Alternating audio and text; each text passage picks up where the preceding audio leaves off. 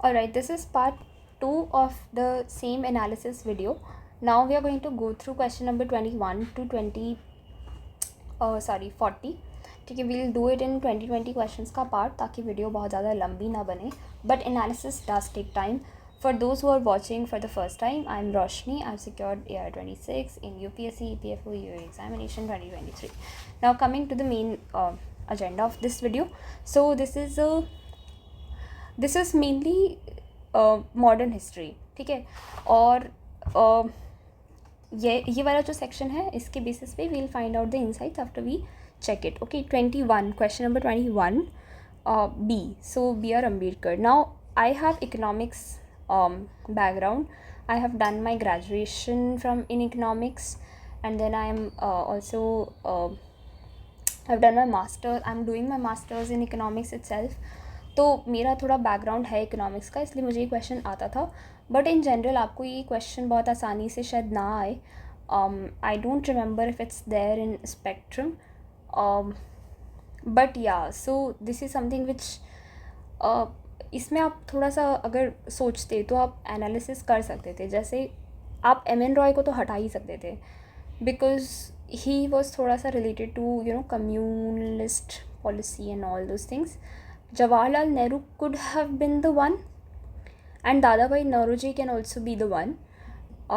काफ़ी कम लोगों को पता है वैसे कि बी आर अम्बेडकर इकोनॉमिक्स से एसोसिएटेड हैं काफ़ी ज़्यादा. तो हो सकता है कि एनालिसिस में भी आपका क्वेश्चन गलत जाता. हो सकता है कि आप नौरोजी के साथ जाते because Naoroji is the one who has given drain of wealth, जिसके बारे में आप सबको पता होगा. और हो सकता है कि आप उस बेसिस पे उस थॉट प्रोसेस के साथ में शायद प्रोविंशियल फिनेंस लगा देते फॉर दादा भाई नौरोजी. उससे क्वेश्चन गलत होता. तो ऐसे में अगर आपको 3 लोगों में डाउट है, 1, 2 एंड 3, मैं तो नहीं सजेस्ट करती कि आप उसको अटैम्प्ट करें. You should not attempt such question जिसमें 3 चीज़ों में आपको डाउट हो. ठीक है, so this is there. Then question number 22, B. Okay, so Lord Curzon, मतलब he's not someone who is pacifist for sure. ये चीज़ तो आपको पता होनी चाहिए if you have done modern history nicely. तो he was not pacifist at all. ठीक है, इंग्लैंड और रशिया फ्रेंड्स बनेंगे चाइना के against. Does it make sense for like 18-19th century? I don't think it does because I mean उस time पे China कोई इतनी बड़ी पावर नहीं थी कि उसके खिलाफ फ्रेंडशिप करने की ज़रूरत हो किसी एक्सटर्नल पार्टी से. ठीक है, then lead a flag waving mission to USA. Okay, again इस टाइम पीरियड में जब कर्जन थे ये सब चीज़ें बहुत नहीं, डजंट मेक सेंस. ओके, और एनीवेज अगर आपने मॉडर्न हिस्ट्री ढंग से पढ़ी है तो ये फैक्ट आपको पता होना चाहिए. ठीक है, question number 23. I have left this question क्योंकि despite thinking again I could not reach to one single point. Again अगर ये चीज़ आपने पढ़ी हुई है तो आपको हो सकता है कि आ जाए. Now here it is given C. So ठीक है, तो अब ये बहुत ही आई डोंट नो, ये सेक्शन मैंने बहुत ढंग से शायद नहीं पढ़ा है, तो I just go back and revise this section and this is as we were doing in English section. ठीक है, 24th C. Karshak Sangam. Alright, so in this ये वाला क्वेश्चन मुझे ऐसा लगता है कि मैंने कहीं पढ़ा है बहुत पहले. That's why I was able to do this question. ये कहीं UPSC के सेक्शंस में आया हुआ था. That's why I could do this question. But again जब एग्ज़ाम हॉल में आप ये करेंगे तो हो सकता है कि बहुत आसानी से आप यहाँ तक ना पहुँचें, मतलब ये क्वेश्चन आपको ना आए. ठीक है, तो कहीं कहीं ऐसा भी हो सकता है कि आपको वो क्वेश्चन आता हो बट किसी और को ना आता हो. तो ये कुछ फ्रिंज ऐसे क्वेश्चंस होते हैं and they are just millionaire slumdog millionaire वाली चीज़ हो जाती है वो. 25th C. Okay, so Ethiopia was attacked by Italy in early 1936. Their resistance is considered freedom struggle. Okay, I just made a random guess in this question and I don't know why I made this. ऐसे questions अगर आपको बिल्कुल ना idea हो, जैसे मुझे बिल्कुल idea नहीं था, तो इसको नहीं करना चाहिए. there was a reason why I did this was because जो इन ब्रिटेन से इंडिपेंडेंस वाली बात थी, आपको अगर याद हो तो क्विट इंडिया मूवमेंट में बार बार जो आपके फ्रीडम फाइटर्स थे, they were emphasising on the fact कि बहुत सारी other countries are getting independence from Britain, so they were celebrating those things. इसलिए I just made a guess and I went ahead with this. अगर आपने ध्यान दिया हो, I did not solve this question in the first instance. मैं जब वापस आई थी, ये शायद थर्ड आइट्रेशन में मैंने क्वेश्चन सॉल्व किया है, and I marked it B which is incorrect. ठीक है, तो थर्ड आइटरेशन में जनरली एक्यूरेसी फॉल करती ही है. So again something that has to be learned. और history is a factual thing, it can go any which way. ठीक है, 26th C. This is, I think, given in the spectrum, or even if it's not given in a spectrum, I don't remember exactly, but this particular section should be done. जो women हैं, women freedom fighters वगैरह हैं, ये एक important section है और इसको spectrum से तो अच्छे से करना ही चाहिए मेरे हिसाब से.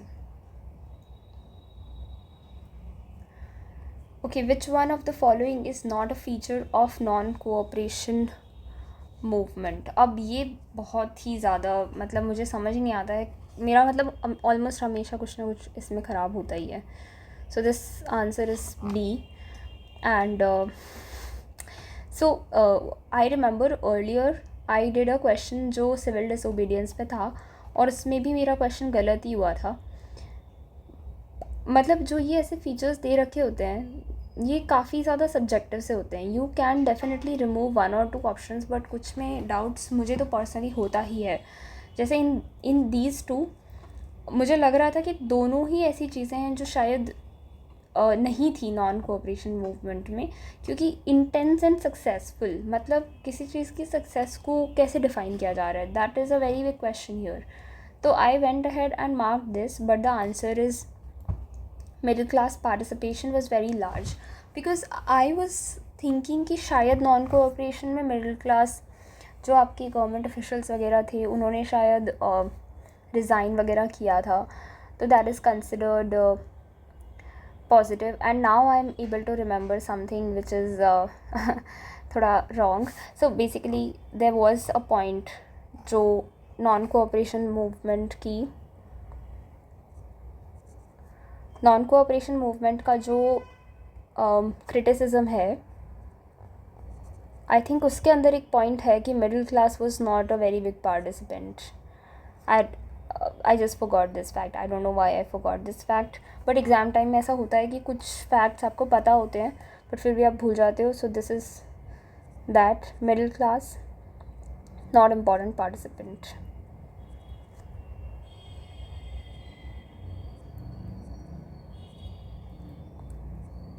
सो I am just remembering it now, और उस टाइम पे मुझे बिल्कुल क्लिक नहीं करा, तो इसलिए मैंने ए मार्क कर दिया, but the answer is B.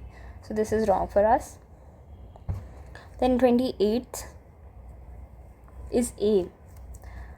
Again, I think I read, yeah, I have underlined publication, but I have marked the option which is the name of the Red Soldiers, जो खान अब्दुल गफ़ार खान ने बाद में जो फ्रंटियर गांधी करके कुछ इनको बोला जा रहा था, और इनके साथ में जो लोग थे जो इनके साथ में एसोसिएटेड थे, उनको खुदाई खिदमतगार बोला गया था. So I just marked it incorrectly. I thought this might be the name for the publication also, but this is not correct. The publication is Pakhtun. Okay, Young India, इसमें आप देख लीजिए कि किसकी है. This I know, this is of Gandhi ji, I think so, I don't know.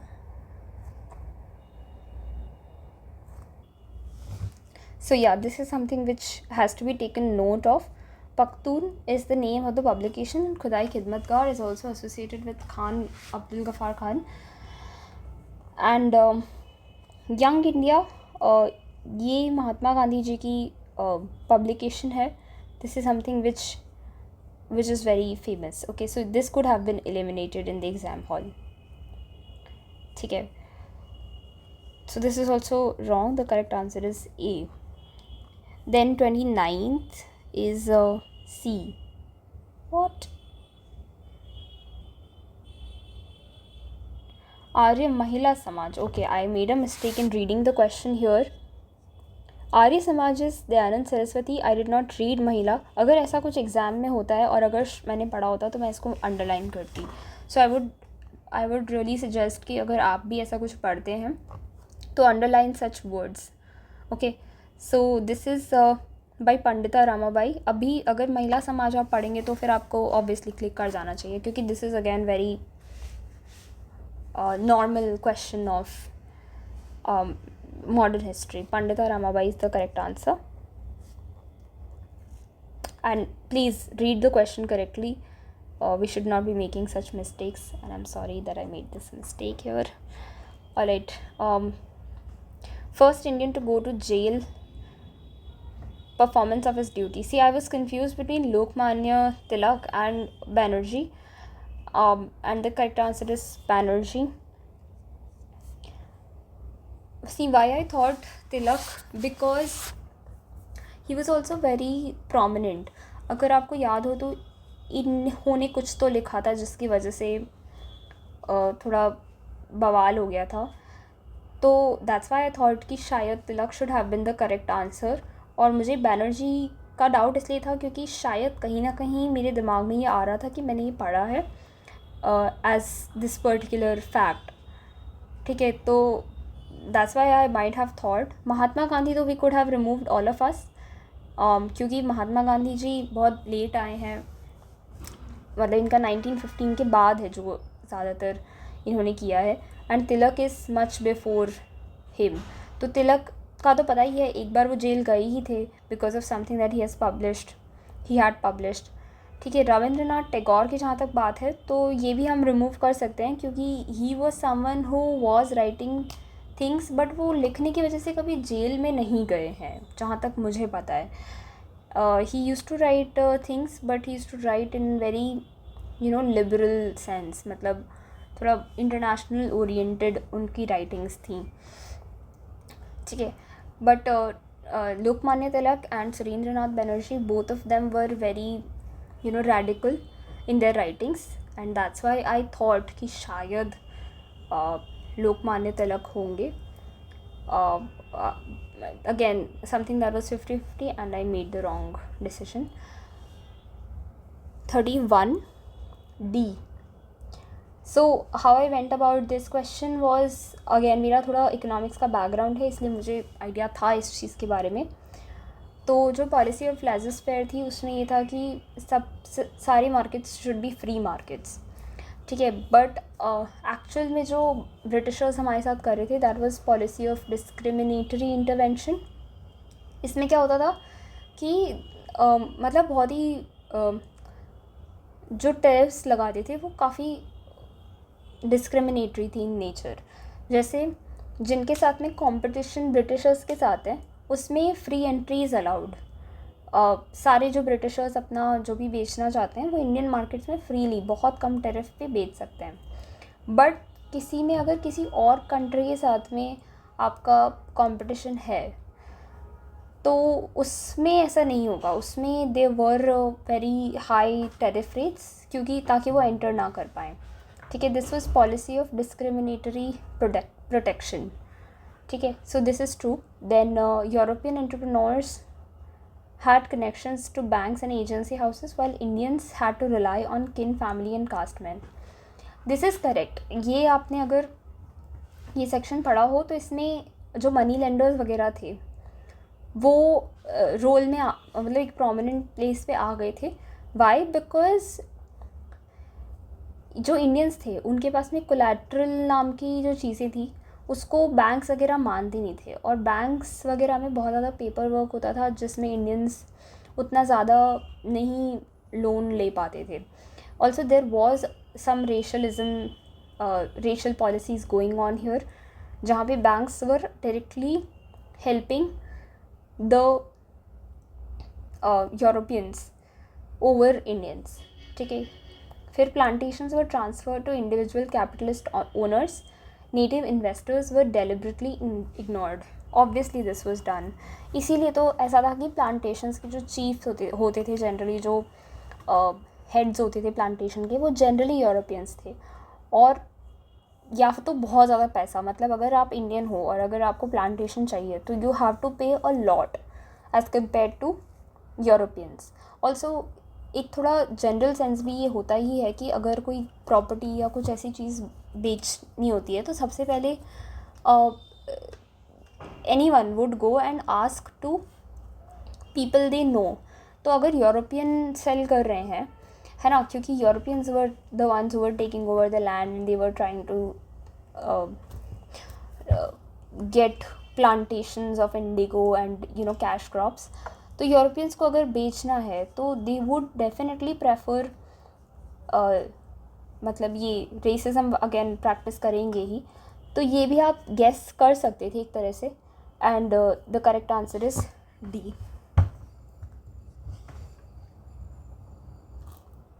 Alright, ये मुझे बिल्कुल नहीं आता था question number 32 and I had taken a risk. ठीक है, अगेन यहाँ how did I go ahead with this question, ये मैंने रिमूव कर दिया था क्योंकि बी आर अम्बेडकर ने काम करा है बट विमेन के लिए स्पेसिफिकली ज़्यादा नहीं. मतलब he has worked for the untouchables at a very large scale. तो अगर यहाँ पे होता है schools for untouchables in Poona तो शायद मैं बी आर अम्बेडकर को कंसिडर करती. Jyotirao Phule also did but this guy also was someone जो, मतलब इनकी अगर बुक होती तो मुझे पता होता. मतलब इतना मैंने पढ़ा है इनके बारे में कि अगर इनकी बुक होती तो मुझे ये चीज़ पता होती कि ये इनकी किताब है. ठीक है, तो आई रिमूव्ड हिम क्योंकि मैंने ये नहीं पढ़ा है फैक्ट. और केटी तेलांग एंड डी के कार्वे, आई डोंट नो अबाउट हिम. मतलब मुझे इतना नहीं पढ़ा है, मैंने बस ये पढ़ा है कि केशव कर्वे और तेलांग का नाम मेंशन्ड है स्पेक्ट्रम में, but I don't remember exactly ये बुक उनसे एसोसिएटेड है या नहीं. तो दैट्स आई वाज कंफ्यूज्ड. और ये भी मैंने फर्स्ट आइटरेशन में नहीं करा था, मैंने ये सेकंड या थर्ड आइटरेशन में जाके लगाया. And either of them I could have marked and 50-50 था और बस ये मेरा सही हो गया. क्यों मतलब ठीक है, कुछ गलत होते हैं कुछ सही होते हैं. 50-50 में always this happens. So you taking risk is up to you whether you want to take risk और नॉट. ठीक है, 33. ये क्वेश्चन है first director general of archaeological survey of India. ये थीम्स वाली बुक से डायरेक्टली है, themes in Indian history part 1, और ये आपको आना चाहिए था. NCRTs are very important, that's why. 34C.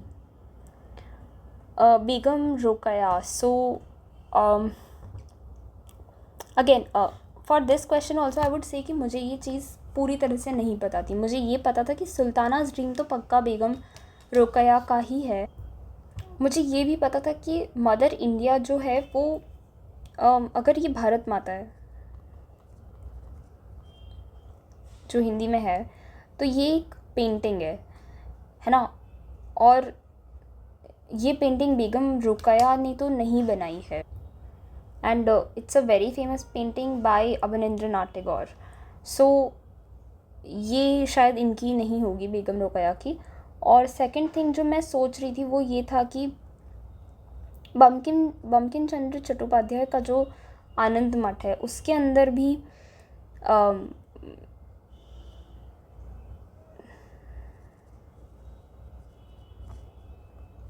इसका थोड़ा मेंशन है, बट अगेन बेगम रुकया से नहीं शायद एसोसिएटेड है. थर्ड थिंग जो मैंने सोची थी वो ये सोची थी कि बेगम रुकया व समवन जो थोड़ा सा वेमेन ओरिएंटेड थी. मतलब सुल्ताना's ड्रीम क्या है, इसके अंदर एक ये वर्क है कि मतलब she is dreaming about a world जहाँ पे सारा काम फीमेल्स कर रही हैं और मतलब डॉक्टर भी फीमेल है, सब कुछ फीमेल कर रही है. तो अगर ऐसी चीज़ वो सोच रही हैं इसका मतलब उनका तो जो थोड़ा ओरिएंटेशन है वो विमेन एम्पावरमेंट और विमेन फ्रीडम के ऊपर है. तो गृह और अर्धांगी जैसे जो वर्क्स है वो हो सकता है कि ज़्यादा बेगम रुकया के ज़्यादा लग गए मुझे, क्योंकि they are also related to, women in home and getting freedom from their household oppression. तो that's why I marked mother India as not the work, क्योंकि बाकी मुझे लगे कि शायद इनके होंगे. ठीक है, अब अगेन ये रिस्क आपको अपने हिसाब से लेनी पड़ेगी, और अगर आपको लगता है आप कॉन्फिडेंट है, go ahead and mark. If you not, then leave it. Okay, next is Mughal chronicles. मतलब आप सोचो, इतने, मतलब मुगल्स आर ह्यूज पेट्रन्स. वो मतलब अपनी किताब जो लिखना इतना मुश्किल काम है, उसमें हो सकता है क्या कि वो अपने जो लिख रहे हैं उनको थोड़ा मौका दे लिखने का. मतलब वो तो चाहेंगे ना कि ज़्यादा से ज़्यादा जगह में वो अपनी ही बातें डलवाएं, है ना. So that's what I thought and that's why I mark this. Also continuous chronological record, chronicles हैं तो यही होगा. रेपोजिटरी ऑफ फैक्चुअल इन्फॉर्मेशन, तो ऑफकोर्स यार क्रॉनिकल से ही हमको मोस्टली चीज़ें समझ आती हैं, पता चलती हैं, तो फैक्चुअल इन्फॉर्मेशन है. और आईने अकबरी वी नो कि उसके अंदर काफ़ी सारी चीज़ें हैं जो फैक्चुअल पॉइंट्स हैं. ठीक है. Allow us to understand how imperial ideologies were created and disseminated. Of course it allows us to understand this thing. This is a very very general statement. So they contain brief biographies. ये मुझे सबसे ज़्यादा odd लगा, इसलिए I mark this, which is again correct. Then 36th में मुझे doubt था, and I think I have marked this in like second या third iteration. So citizen of another country, of course, overseas citizen of India, तो overseas में कहीं citizen है. ठीक है. possess multiple entry and long term visa, यही उसका main benefit है. और OCI is at par with NRI in all matters. Honestly अगर आपने लक्ष्मीकांत पढ़ी है तो ये बहुत ज़्यादा मुश्किल नहीं होना चाहिए question. This is a very general question. मैं थोड़ा सा कंफ्यूज हो गई इसमें. You can get confused in exam hall. तो इसका जो करेक्ट आंसर है दैट इज़ सी, और this also correct for us. Confusion can happen but we just need to revise. So revise polity. 37 is Aadhaar. तो ये तो बहुत ही नॉर्मल क्वेश्चन था. ये तो हर समय आप अगर एडवर्टाइजमेंट्स को अच्छे से सुनते हैं तो उसमें बोलते हैं कि Aadhaar is not the proof of citizenship. तो ये बिल्कुल गलत हो गया. सिर्फ सिटीज़न ले सकते हैं? बिल्कुल भी नहीं, सब ले सकते हैं. ठीक है. 38 is forced labour begar. Again right against exploitation. Very straightforward question. तो this should have been correct for you. अगर ये भी सही नहीं हुआ है तो again revise polity, direct question है. 39 D, Constituent Assembly of India not correct. तो लंबे लंबे ऑप्शन हैं.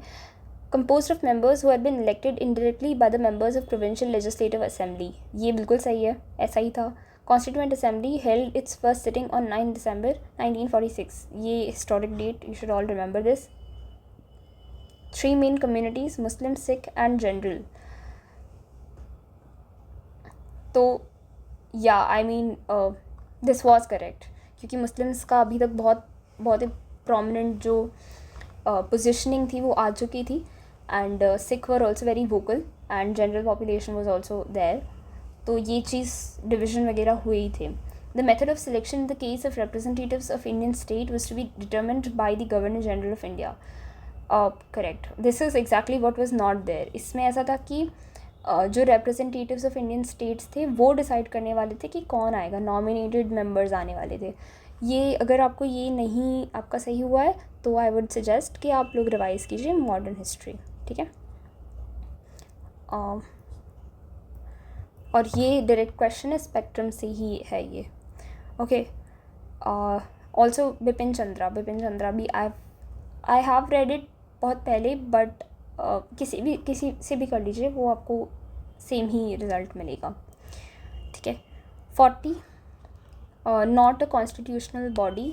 So National Commission for Women is not the constitutional body. Again, this is very straightforward polity का क्वेश्चन है ये. अगर आप इंडेक्स भी करेंगे ना तो भी आपको हो जाएगा. मतलब आपने अगर लक्ष्मीकांत का इंडेक्स भी ढंग से पढ़ा हुआ है तो ये क्वेश्चन गलत नहीं हो सकता, क्योंकि इंडेक्स में ही उन्होंने डिवीज़न कर रखा है constitutional and non constitutional bodies. तो ये कॉन्स्टिट्यूशनल, ये भी कॉन्स्टिट्यूशनल, ये भी कॉन्स्टिट्यूशनल बची NCW, and this is basically statutory body. ठीक है. So we are done with next set of 20 questions. In the next video I'll be covering up 41 to 60. Before that, analyzing this entire section, तो इसमें जो mainly questions हैं वो आपकी polity और modern history से आए हुए हैं. ठीक है. और एक दो क्वेश्चंस हैं जो आपके जैसे ये क्रॉनिकल्स वाला जो आपका मिडीवल हिस्ट्री का पार्ट है, और ये आपका मॉडर्न हिस्ट्री का पार्ट. तो बेस्ड ऑन दीज क्वेश्चंस आपके जितने गलत हो रहे हैं और जिस सेक्शन के गलत हो रहे हैं वो जाके आपको रिवाइज़ करनी चाहिए. और modern history is a very big section.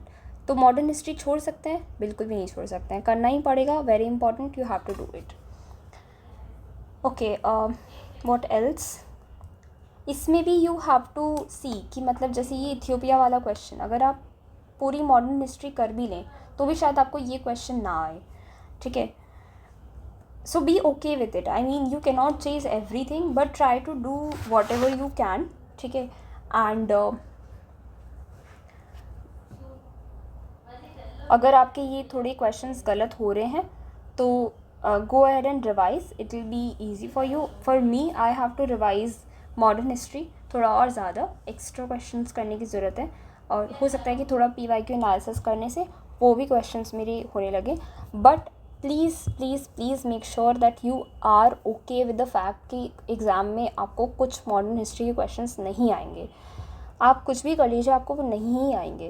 This is very normal. And do not exam में ऐसा बिल्कुल भी मत सोचना कि शिट ये भी नहीं हो रहा, और फिर आपका कॉन्फिडेंस लूज़ हो जाएगा और फिर आप आगे कर नहीं पाएंगे क्वेश्चंस. तो वो नहीं करना है.